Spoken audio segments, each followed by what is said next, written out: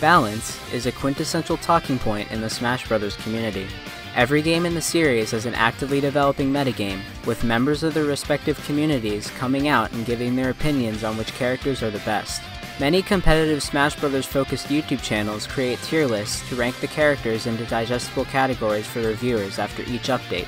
The viewers use these lists to understand which characters are suitable in a competitive format. Although the quick and dirty tier list can lie out the strongest characters in an easy-to-comprehend format for new or lower-level players, it cannot account for the intricate character matchups that define competitive play. A clear-cut example of this is in Super Smash Bros. Brawl, where Sheik could keep characters with exploitable recoveries from coming back to the stage by interrupting their recovery with her needles by a technique known as gimping. Fox is a character who fell victim to gimping since he has a linear recovery which made it arduous to return to the stage. The forward tilt lock was a technique used to build up damage with no means of escape for the other player. Fox was especially vulnerable to this technique because of his quick fall speed compared to other characters, which caused him to fall down into the combo for the next hit. Despite this, the Smash Backroom ranked Sheik an entire 2 tiers lower than Fox on the official Brawl tier list back in 2013 due to her additional bad matchups in her skill bracket. A direct ranking system does not define character interactions like these, and the culture of using lists to rank characters in these games detracts from the value of learning the individual matchups in the game.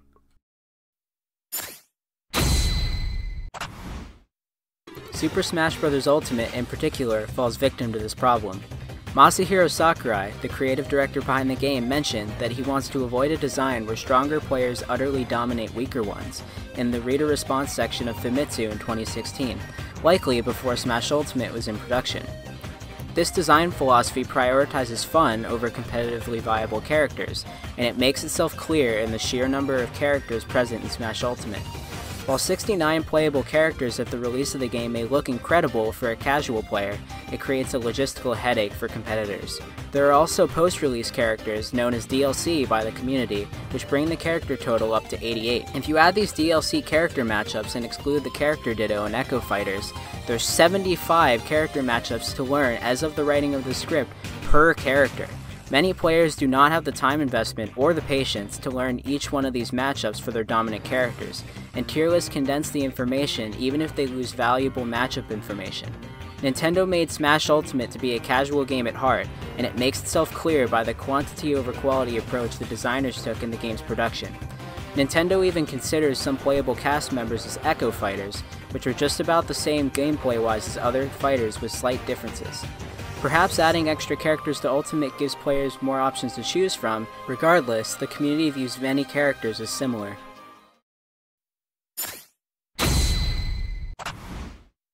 Smash Ultimate is a developing game, and Bandai Namco updates the game. Nintendo bases the trend of updating the game on every released DLC fighter, with a successive version of the game being released alongside each additional fighter. Given how popular tier lists are in the community, there's a strong emphasis on who is the best. Players gravitate to the best characters around so that they can get the edge on their opponents. With this, there is a flawed perception of the metagame, where players will collectively push for the patching team to heavily nerf or weaken the strongest characters. Sometimes this action is justifiable, as exemplified by characters such as Bayonetta in the previous title, Smash 4. She could stop many characters in the cast from approaching her with her quick setup tools such as down tilt, up tilt, and side special, and knock her opponent into near inescapable combos to the top of the stage if given the opportunity.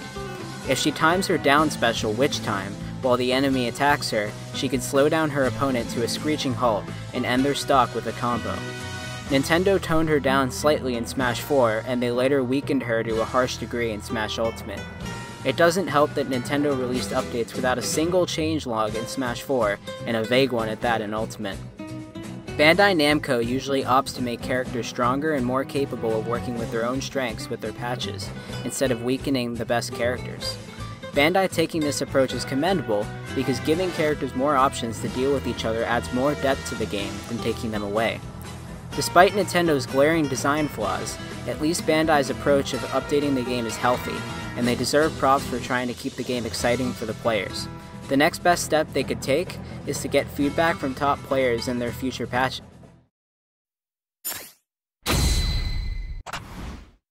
The development of Smash Ultimate prompted Nintendo to make major changes to two character archetypes, which have faced systemic issues since the days of Brawl. The two categories in question are heavyweight characters and projectile-focused characters, otherwise known as zoners within the fighting game community. Heavyweights are bigger targets to hit and are easier to combo based on their weight. The forward tilt lock outlined earlier also affects Brawl Ganondorf for his high weight, and it worsens his matchup with Sheik in Brawl significantly. Ganondorf's options were so slow that the Smash backroom ranked him as the worst character in Brawl. They placed him there because he got walled by almost all characters in the neutral, Sheik included. While Nintendo has done a much better job giving heavy characters options to deal with lighter characters in Smash Ultimate, a lot of the moves which are buffed end up as gimmicky options rather than solid neutral tools. Super Armor is a quick fix Nintendo uses to let heavies soak up more damage while allowing them to throw their own moves out. King K. Rool's entire design relies on this mechanic, with his belly acting as a shield of sorts for him.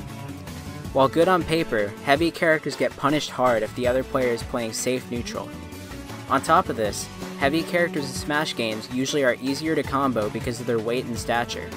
At the low level, heavies may be scary and oppressive without a solid plan, but at higher skill levels, Nintendo's Super Armor adjustments just don't end up cutting it. In the Fall 2019 Ultimate Panda Global Rankings, or PGRU for short, Leon, a Bowser main, was the only player to make it into the top 50 with a super heavyweight at 28th. On the opposite end of the spectrum, projectiles are disproportionately strong in the newer Smash titles. Smash Ultimate tried its best to encourage close quarters combat by decreasing aerial landing lag across the board and allowing tilts to be used while in the dash animation to start combos. These design changes encourage aggressive play, however, Smash Ultimate should have gone further. Characters can usually air dodge out of moves quickly and put themselves into a mix-up situation or back into neutral as quickly as they went into disadvantage. At the casual level, this eases the frustration of feeling like you can't play the game when trapped in a combo. The legal stages are on the bigger side, which give characters with good zoning tools space to move around and dodge pressure. Defensive characters are healthy for the game in regulation, but many of the good characters need projectiles to be on par, even if they don't fit into the defensive character archetype. To this effect, many rushdown characters who are top tiers in Ultimate have unnecessary projectile options whose use is promoted because of how non-committal they are, like Joker's Aha, Peach's Turnips, and Pikachu's Thunder Jolt. These three characters have players to back them up, with MKLeo representing Joker as number 1, Sam Sora placing number 2 with Peach, and Esam placing 14th on the PGRU. Even though Esam is a much lower rank, he has notable wins on Tweak and Light, two players who rank higher than him. These players routinely use their projectiles to tack on damage and bait approaches, despite already having safe moves to use in neutral. Characters should act as a facilitator for the individual's expression, which factors into the fun of the game. The tier list culture shouldn't guide players to play the best characters or hate the best characters for their omnipresence in the metagame. This is where I believe the conflict of perceived balance comes from in Ultimate. The culture of grouping characters and searching for the best characters in an ever-expanding cast leads to tension across the community. How are we supposed to gauge player skill in a match if we perceive a player who's playing a low-tier character to be inherently playing at a disadvantage? The game's design should be able to prioritize the aforementioned expression of personality through its characters. Those characters' interactions should be focused on, rather than their inherent level of ability. Anyway, the blend of individuality combined with the knowledge of the game and its matchups leads to a competent competitor. Nintendo's ideas clash with the competitive community's appetite for fixes and balance, which makes Smash Ultimate not feel as ultimate as it may seem for competitive players. It feels like this conundrum is an inevitability that exists in response to Nintendo's design principles. If Nintendo and the competitive community could work together and create a balance of casual fun and competitive play, the Smash Bros. Games could be perfect for as many players as possible. Recently, I learned of a lesser-known game called Rivals of Aether, and it completely changed my perception on character balance and design.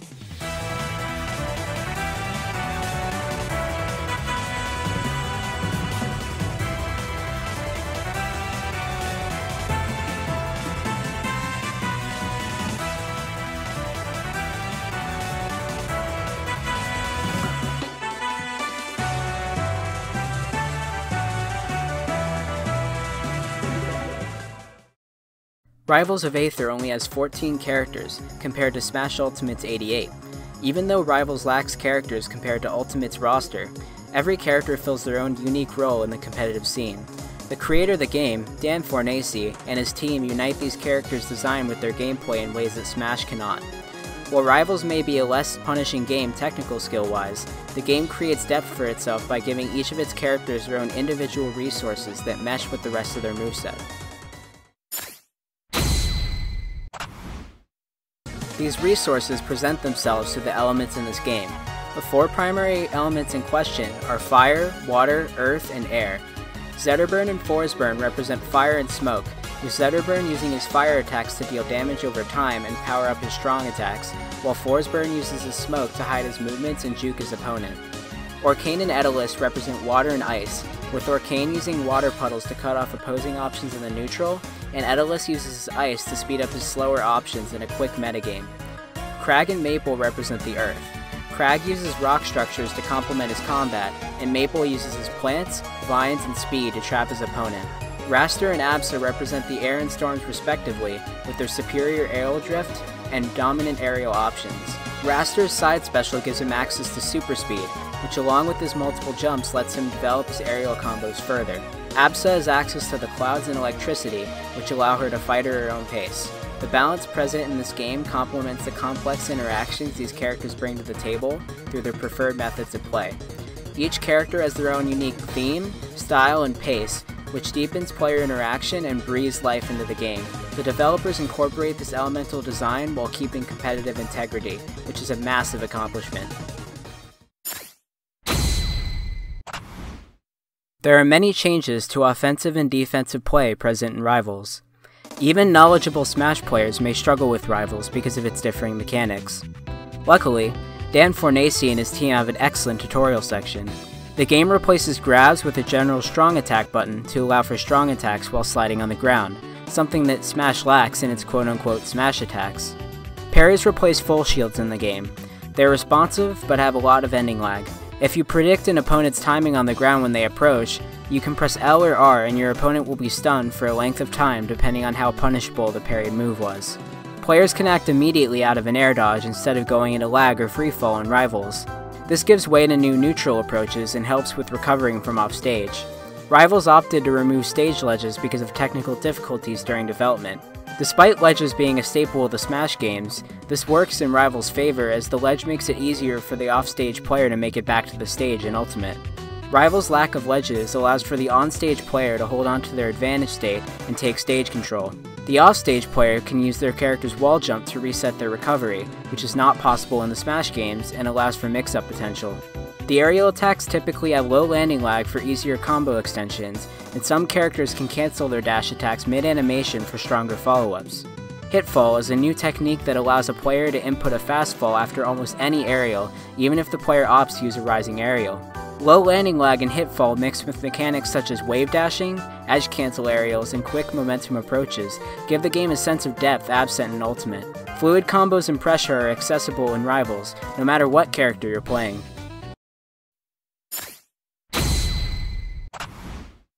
Wave dashing is jumping and immediately directionally air dodging into the ground at an angle such that the character can slide on the ground and use any move while holding momentum.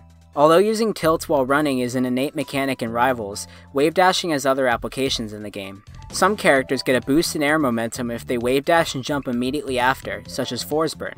This is a new mechanic that feeds into the borrowed physics engine from Super Smash Bros. Melee, which allows for the player to carry their initial dash speed into a short hop. In Melee, this allows for characters with a quick initial dash, such as Captain Falcon and Pikachu, to approach in neutral with quick momentum, while in Rivals, characters like Orcane and Maple can abuse their quick ground speed to soar across the stage.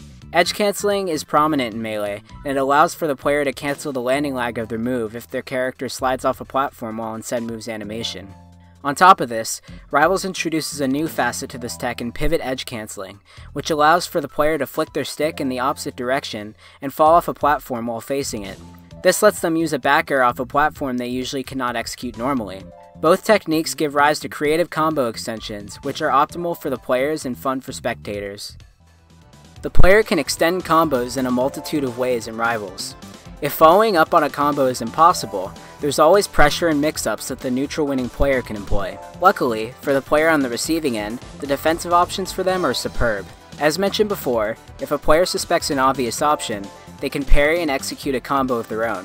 For lower knockback moves, crouch canceling is a smart option. Crouch canceling is a technique which softens a hit to 2/3 its initial knockback if the player is in the crouching animation before being hit and is in a low damage percentage. It originated in Melee, but still finds its niche in Rivals. Directional Influence, or DI, lets players drift out of combos or stay clear of the blast zone depending on which direction the player holds. DI is more influential in this game compared to the typical Smash title, and when mastered can even let light characters escape true follow-ups and live up to 150%. If the defensive player plays their cards right, they can take back the stage and string a free flow combo of their own to build percent or take a stock.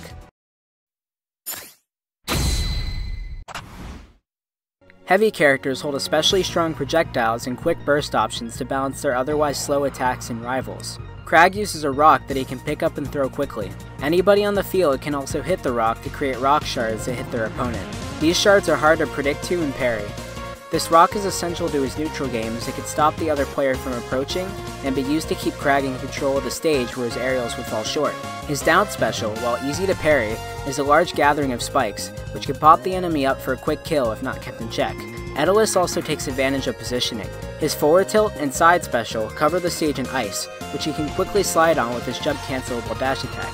This turns him from a slow but strong character into an agile ground fighter with the desirable traits of a heavy when the player can outplay their opponent and gauge stage control. His side special works fairly similarly to Crag's, where it can help Aether take back control and lay down ice to abuse his burst options.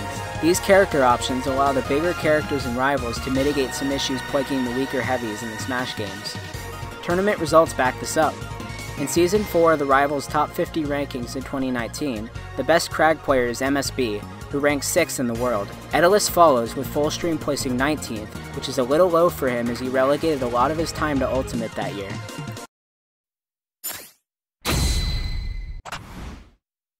Smash players also complain about zoners, and even though Rivals has its fair share of zoning available through character resources, the game encourages combos and mix-ups through its parry system. The stage list ranges from small to large, allowing for stage counterpicks where hit-and-run characters can be fairly pressured. Rivals doesn't exactly have pure zoners per se, but it has characters who hang back and can bait and punish.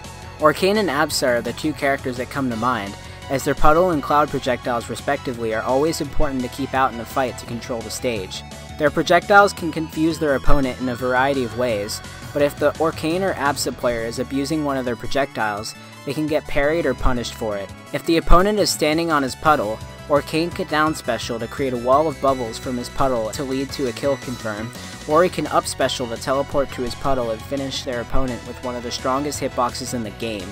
If the Arcane wants to be sneaky, they can strong attack or side special off the puddle for a long range kill. The opponent needs to be aware of these options, but can punish them individually with the parry or whiff punish if they call out the option. Absa's projectile mechanics work similarly. She can send her cloud out with side special or keep it in her location with neutral special, and can also blow it up with neutral special, with each of those moves creating a low knockback shock. Even with their zoning options, Arcane and Absa both have good mix-ups and kill setups to learn based off their DI, which is determined by which direction the launched player holds. Arcane and Absa still rank high, with Penguin representing Absa at number 2 and Dolphin Brick being the best Arcane at number 4 in Season 4. However, Forsburn, Raster, and Crag still find their way into the top 10, despite being more combo-oriented. Rivals of Aether projectile users feel more distinct and tricky in the neutral compared to the simpler Smash counterparts, while still feeling fair and reasonable to play against.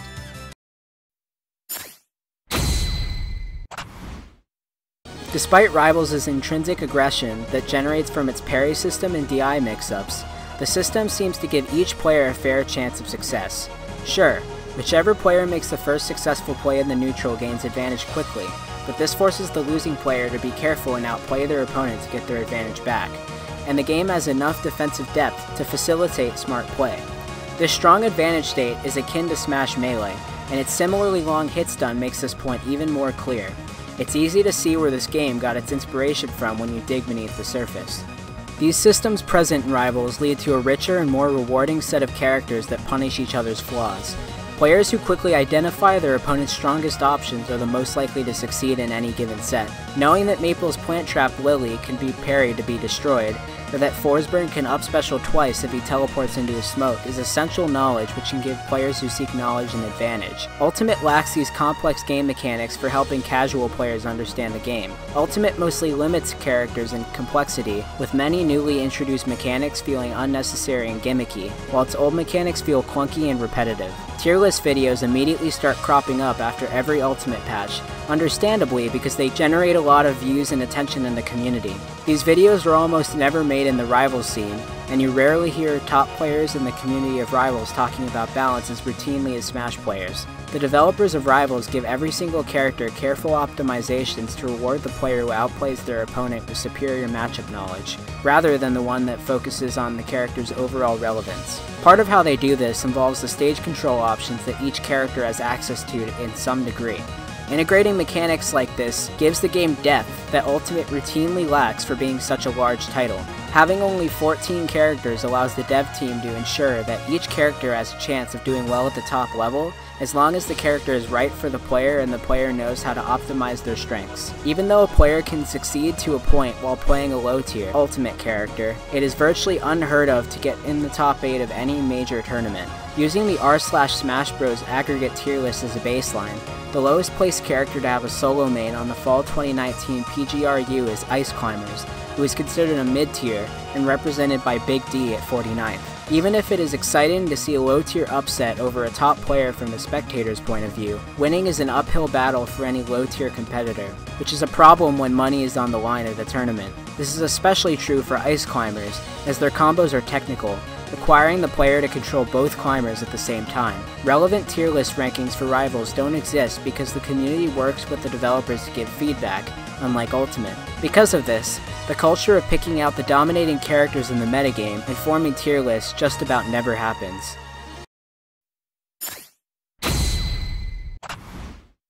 Super Smash Bros. Ultimate is a wonderful game that has cemented its place as the most popular platform fighter today, but discussion of character balance still divides the community to this day. The community at large considers character archetypes like heavyweights and zoners poorly balanced and boring, despite Nintendo's best efforts to keep them fresh and exciting in Ultimate's production, and later through patching. Despite being an indie title, Rivals of Aether hits its balance out of the park, while also feeling dynamic and responsive. The problematic heavyweights are given quick burst options and projectiles to get them out of tight spots, and the game lacks zoner type characters because it gives every character either a method of stage control or a projectile option, so every character has access to these tools, but they vary in power depending on the character. It is astonishing that Rivals makes each character unique while making their power level reasonable. Rivals also incorporates a healthy mix of advanced melee mechanics and meshes them with its own mechanics. This makes the game rich in content, which is familiar, yet new and exciting for Smash veterans. I encourage you to give Rivals of Aether a try. I'm fairly certain you won't regret it.